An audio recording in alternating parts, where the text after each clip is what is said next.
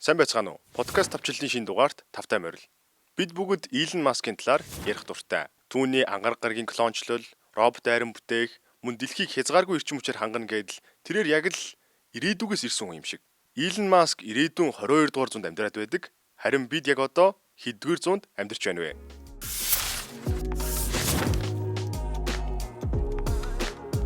Саяхан манай улсад хэд хоногийн хугацаанд цахилгааны хязгаарлалт хийгдлээ. Хотын гоёмсог шилэн барилгуудаас эхлээд гэр орооллын мухар хүртэл харанхуй байлаа. Энэ үед бид нэг зүйлийг ойлгож авсан. Бидний яриад байдаг нөгөө ухаалаг хэрэглээ маань ганц унтраалагтай холбоотой. Тухайн унтраалга нь манай улсад ч биш, бүр харийн улсын мэдлэлд байдаг. Илон Маскын хувьд физикийн суурь зарчмаар сэтгэдэг учраас ирээдүг өөрийн гараар бүтээж байгаа юм. Гэтэл бид өнөөдөр өвлөн утаатайгаа, зун нь үертэйгээ тэмцээр өдөр бүр цахилгаан хязгаарлалтад тэмцээр амьдарч байна. Өнөөдрийн дугаараар бид бүхэн Илон Маскын алсын хараа болон бидний өнөөгийн байдал хоёрын хооронд ямар асар том ангал байгааг харуулахыг хичээлээ. Бид хизээ энэ жалганаасаа гарч ирээдүй рүү алхах вэ? Илон Маск өмнөд Африкт төрж багаасаа компьютерийн програмчлалыг бие даан сурч 12 настайдан анхны тоглоомын кодон зарж байлаа. Канада болон Америкийн нэгдсэн улсад дээд боловсрол эзэмснийхэн дараа тэрээр Zip2, X.com зэрэг интернет компаниудыг амжилттай байгуулж анхны хөрөнгөө босгосон юм. 2002 онд SpaceX компанийг үүсгэн байгуулж сансрын нислэгийн зардлыг бууруулах замаар ангараг гаригийг клончлох зорилгоо эхлүүлжээ. Үүний зэрэгцээ Теслад хөрөнгө оруулан цахилгаан автомашины салбарт хувьсгал хийж нарны эрчим хүч болон тархины технологийн салбарт хүч үзэж байна. Түүний байгуулсан компаниуд дэлхийн түүхэнд анх удаа арилжааны пуужинг далай дээр буулгах зэрэг олон амжилтыг гаргасан юм а. Өнөөдөр тэрээр дэлхийн хамгийн баян эрхэм бөгөөд 2025 оноос хойш ангараг гариг дээр хүндрэлтний анхны сууринг байгуулахаар зорж байна. Манайх хиймэл уянд суурилсан Tier 4 үндэсний ногоон дата төвийг байгуулна гэд ярьж байсан.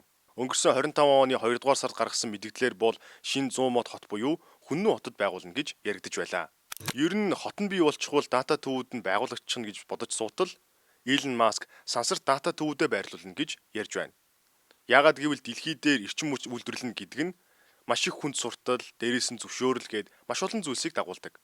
Гэхдээ инглигээд тог цахилгаангүй 50 орчим жилийн өмнө баригдсан цахилгаан стандарт засаж сэлбэж чадахгүй байгаа. Өөрөө шийдвэрийг нь гаргах ёстой салбарын сайдыг зөвтгөж болохгүй. Та хинээс ч илүү сайн мэдж байгаа бах. Дата төвийн эзэмшлийн нийт өртгийн ердөө 10-аас 15% л эрчим хүч эзэлдэг. Тэгэхээр та үүнийг сансарт гаргаснаар зөвхөн энэ хэсгийг л хэмнэн гэсэн. Өртгийн ихэнх хувийг график боловсруулах нэгжүүд эзэлдэг. Гадаад сансарт байхаар чинь үйлчлэгээ үзүүлэхэд хэцүү. Эсвэл бүр боломжгүй болно. Ингэснээр тэдгээрийн ашиглалтын хугацаа богино. Сансарт GPU-ийг байрлуулах нь хамаагүй илүү үнэтэй тусах байх. Тэгвэл тэднийг заавал сансарт байрлуулах шалтгаан нь юу вэ? Гол асуудал нь эрчим хүчний хүртээмж юм аа. Хятадаас бусад хаанч захиргаан үйлдвэрлэл зогсон байдалтай байна. Магадгүй маш бага өсөлт байж болох ч үндсэндээ өөрчлөлтгүй л байна. Зөвхөн Хятадад л захиргаан үйлдвэрлэл эрчимтэй өсөж байгаа. Хэрвээ та дата төвөө Хятадаас өөр хаанч барьлаа гэсэн тэр их захиргааныг хаанаас авах юм бэ? Ялангуяа цар хүрээгээ дэлгэх үед чипний үйлдвэрлэл экспоненциал хурдаар өсөж байгаа ч захиргаан үйлдвэрлэл хэвэнтэй. Тэгэхээр чипүүдээ яаж ажиллуулах юм? Шидэд эрчим хүчний их үүсвэрээс үү? Эсвэл захиргааны шидэд агин туслах уу?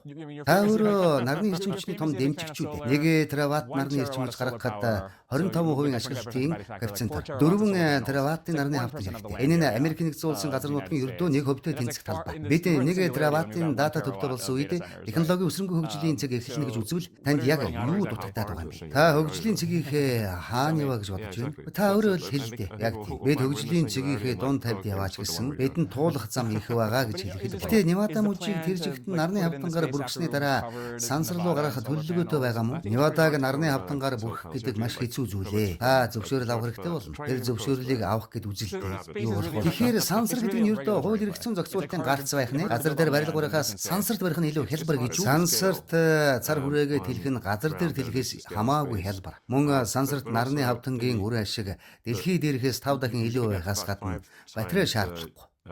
Би бараг сансарт үргэлж нарлаг гэсэн бичгтээ нөгөө цамцаа өмсөх төглөө. Тэнд өдөр шөнийн мөчлөг, улирал, үүл, эсвэл агаар мандал байхгүй тул үнэхээр л үргэлж нарлаг байдаг. Зөвхөн агаар мандал гэхэд эрчим хүчний 30%-ийг алдагдуулдаг. Тиймээс ямар ч нарны хавтан сансарт дэлхийд ирэхээс 5 дахин их эрчим хүч үйлдвэрлэнэ. Бас шөнийг давхар зориулсан батарейны зардлыг хэмнэн Үнэн дээр сансарт хийх нь хамаагүй хямд туснаа. Миний таамаглаж байгаагаар сансар нь AI-г байрлуулах хамгийн хямд газар болох болно. Энэ нь 36 сар эсвэл түүнээс ч бага, магадгүй 30 сарын дотор биелэл олж магадгүй. Илон Маскын хэлж байгаагаар бол сансарт нарны эрчим хүч 5 дахин их байдаг гин. Манай улсын хувьд ч гэсэн цахилгаан эрчим хүч, дээрээс нь ногоон шийдлийн талаар өндөр түвшний яриа хэлцээрүүд хийж байгаа ч гэсэн эх 3 жилийн дотор сансар окторгүй бол хэмэл оюун ухааны хамгийн хямд байршил болно гинэ. Тэгвэл манай хилцүүлгийн үр дүн ч гэсэн тэр хавьд гарчих байх. Сансарт хоцуурн барьж тэнд бид ажил эрхлэнэ гэхлээр нэг л тийм уран зүгнэл санагдаж байгааз. Гэхдээ энэ бол Илон Маскын хэрэгжүүлэх гэж байгаа шин төсөл юм. Гэхдээ үүнд маш их хэмжээний цахилгаан хэрэгтэй байгаа юм. Хэдийгээр бид хөгжиж байгаа ч гэсэн тухайн хөгжлийн үйл явцад маш их хэмжээний цахилгаан эрчим хүч хэрэгтэй болж байна. Тэгвэл цахилгаан эрчим хүч гаргахад турбин хэрэгтэй болж байгаа юм. Харин тэр турбин нь байгаа болов уу? Би нэг тэнэгч гэх юм уу нэг асуулт асуучих уу? За. Та сая дэлхий дээр эдгэр зүйлийг хийх инженерийн нарийн ширийн зүйлсийг тайлбарлалаа. Гэтэл сансарт үүнийг хийхэд үүнтэй адил төвшний инженерийн хүндрэлүүд гарна шүү дээ. Жишээ нь инфини банд холболтыг хэрхэн тойрог замын лазераар орлуулах вэ гэх мэт. Хөрөмжүүдийг сансрын цацраг туянаас яаж хамгаалах вэ? Би инженерийн нарийн ширээнийг мэдэхгүй л дээ. Гэхдээ үндсэндээ өмнө нь хязгаарч тулгарч байгаагүй эдгээр сорилтууд дэлхий дээр зүгээр л илүү олон турбин барихаас хэлбэр байна гэж бодох шалтгаан нь юу вэ? Дэлхий дээр турбин барьдаг компаниуд зөндөө байгаа. Тэд илүү олон турбин үйлдвэрлэж чадна шүү дээ. Тийм биз дээ? Хийн турбин барих гэж үзэлтэй. Тэгээ өөрөө ойлгоно. Турбины захиалга 2030 он хүртэл дүүрсэн. Та нар өөрсдөө эрчим хүчийг үйлдвэрлэх талаар бодож үзсэн. Хангалттай хэмжээний эрчим хүчийг бий болгохын тулд SpaceX болон Tesla компаниуд турбины ирнүүдийг өөрөөр хэлбэл чиглүүлэгч аппарат болон ажлын ирнүүдийг өөрсдөн үйлдвэрлэх шаардлагатай болох байхаа гэж би бодож. Зөвхөн турбины ирнүүд үү эсвэл турбиныг бүхэлд нь ер нь бол яадаг вэ гэхээр турбины бусад бүх эд ангийг худалдаж авах боломжтой. Харин ир ба чиглүүлэг шиг нэрлэдэг тэр хэсгийг л авч чадахгүй. Та бусад эд ангийн эдгээр ирнүүдээс 12-оос 18 сарын өмнө бэлэн болгож амжина. Гол гацаа үүсгэж байгаа зүйл бол чиглүүлэгч аппарат болон ажлын ирнүүд. Дэлхий дээр эдгээрийг сутгаж хийдэг ердөө 3 компани байдаг бөгөөд тэд маш их захиалга дарагдсан. Бэлэн болгох ажлыг удаан хүлээх хэрэгтэй байна. General Electric зэрэг томоохон компаниуд эсвэл тэдний туслан гүйцэтгэгч компаниуд нь бол өөр компаниуд. Тэдэнд заримдаа дотооддоо зутгамал хийх бага зэргийн хүчин чадал байдаг л да. Гэхдээ би зүгээр л юу хэлэх гээд байна вэ гэвэл та ямар ч турбин үйлдвэрлэгч рүү залгаад асуусан тэд танд хэлээл өгнө. Энэ бол тийм ч нууц зүйл биш. Илон Маскын дараагийн нэгэн сонирхолтой сэдэв бол Kumbit Optimus robot. Илон үүнийг эдийн засгийн хязгааргүй өсөлтийн түлхүүр гэж харж байна. Роботууд бидний өмнөөс ажиллаж, бидний өмнөөс өөрсдийгөө үйлдвэрлэнэ гэд боддоо. Гэхдээ үүнд бодит ертөнцийн оюун ухаан ба үйлдвэрлэлийн асар том сорилтуудыг давах шаардлагатай болж байна. Optimus руу эргээд оръё.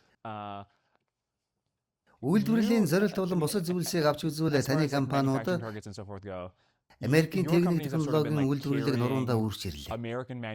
Гэвч Tesla-гийн давмгаалж байгаа салбаруудад болон одоо таны орох гэж байгаа хүн дүрст роботын салбарт хятадын олон арван компаниуд маш хямд бөгөөд асар их хэмжээгээр үйлдвэрлэж байгаа нь асар их өрсөлдөөнийг бий болгож байна. Тэгэхээр Америк улс хэрхэн хүн дүрст роботын айрам эсвэл захиргаан автомашин зэргийг хятад чиг тийм хурдтай бөгөөд хямд зардлаар үйлдвэрлэж чадах вэ? Төлөвлөгөө эсвэл зөвлөгөө өгөөч. Хүн дүрстэй роботын хувьд үнэн дээр 3 хэцүү зүйл байдаг.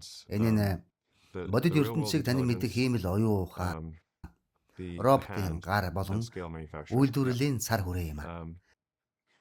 Би одоогоор хүний гарын бүх хөдөлгөөний чадварыг бүрэн агуулсан сайн гар бүхий роботын үзүүл нэгийг хараагүй байна. Харин Optimus тийм байх болно.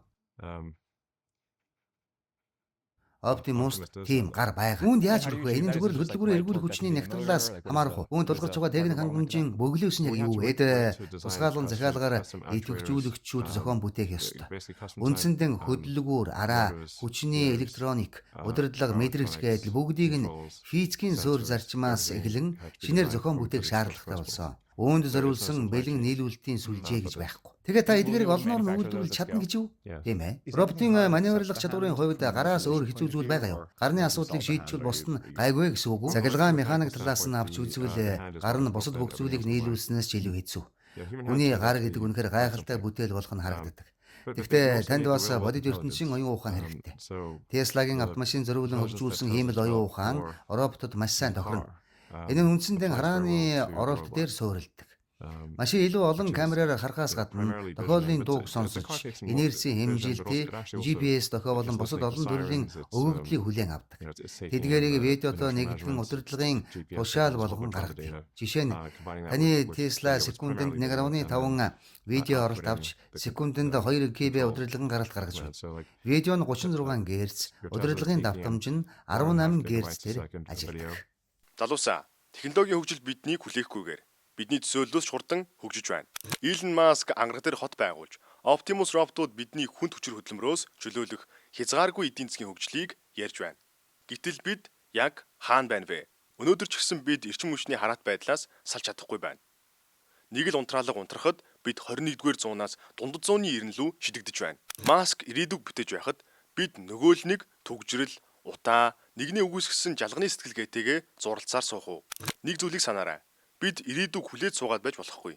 Харин бид ирээдүг өөрсдөө бүтээх ёстой. Бид 22-р зууны хүн шиг сэтгэж, өргөнөөр харж чадах юм бол энэ зууны зөрүү арилна. Хэрэв танд өнөөдрийн дугаар таалагдж, ирээдүйн талаарх шин санаа, шар ус босгом сэдлийг төрүүлж чадсан бол найзуудтайгаа заавал хуваалцаарай. Дараагийн дугаараар илүү сонирхолтой сэдвээр иргэн уулзцгаая. Тэр хүртэл түр баяртай.